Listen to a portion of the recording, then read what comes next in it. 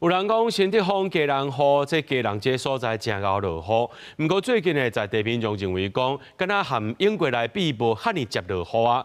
加人氣象站分析這80多年的這個觀測資料，發現平均10年減少3.4天。那照按呢落去推算，即馬是平100年前加人落雨的日子減少1個月。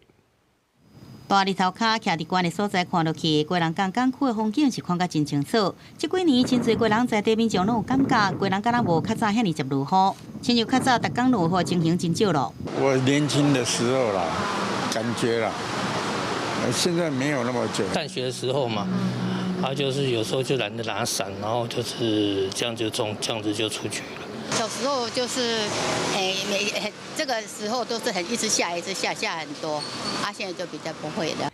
貴人氣象站分析過去80年觀測資料，甲日雨量分做大水雨、中雨甲小雨來計算發生的日數，發現小雨每10年減少2天半，中雨每10年減少0.9天，平均每10年減少大約3.4天。減少上多是春季，甲每年總雨量比較並無相大的差別，顯示落雨者外向集中化、固定化，對間接而且緩和影響較少擺，不過強度變強，符合全球暖化背景的水循環加重理論。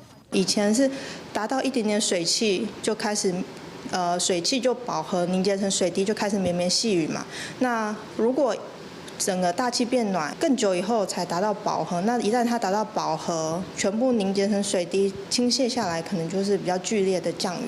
儘管落雨日數減少，不過受風颱、東北季風甲黃山雨遮個外系統影響時，意外落大雨。氣象站也呼籲政府單位佇都市規劃、排水設施甲防災思考必須加速升級，應對未來更加極端的氣候風險。今全台灣天氣部分，一直到拜三，各地大部分是多雲好天。午後大台北、東北部地區甲其他山區局部地漸雷陣雨的天氣形態。拜四開始，鋒面系統接近，雨區會較大。週4以及週5的話，由於鋒面相對台灣來講的話是比較靠近一點，然後再加上吹西南風的關係，天氣會比較不穩定。因為中央大學大氣科學系兼任副教授吳德陽講，這兩天天氣稍熱甲像熱天，不過黃霜雨季也未結束。